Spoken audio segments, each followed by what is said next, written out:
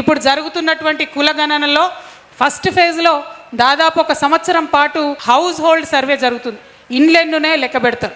అంటే ఈ 1 ఇయర్ లోపల మనందరం కలిసి పోరాటం చేస్తే ఆ కాలం ఏదైతే ఉందో ఓబీసీ, ఓసీ, ఈబీసీ ఈ కాలాలన్నీ కూడా యాడ్ అయ్యేటటువంటి అవకాశం ఉంది.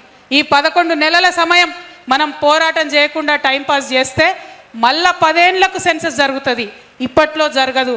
అంటే మళ్ళా 10 సంవత్సరాలు బీసీలకు రిజర్వేషన్ లేదు, బీసీలకు సర్టిఫికెట్లు రావు, ఈడబ్ల్యూఎస్ ఏదైతే ఇప్పుడు వస్తున్నాయి అనుకుంటున్నారో ఆ సర్టిఫికెట్లు కూడా రావు. ఇది ఒక్కరి మీద కుట్ర కాదు, అందరి మీద కుట్ర జరుగుతుంది. కాబట్టి అందరం కలిసి పిడికిలు బిగించి పోరాటం చేస్తే అది మారే అవకాశం ఉంటుంది. కాబట్టే తెలంగాణ జాగృతి మరి అందరికన్నా ముందు ఈ విషయాన్ని గమనించి ఈ రౌండ్ టేబుల్ సమావేశం ఏర్పాటు చేయడం జరిగింది. మా పేరులోనే జాగృతి ఉంది. జాగృతి అంటేనే మేల్కొల్పడం.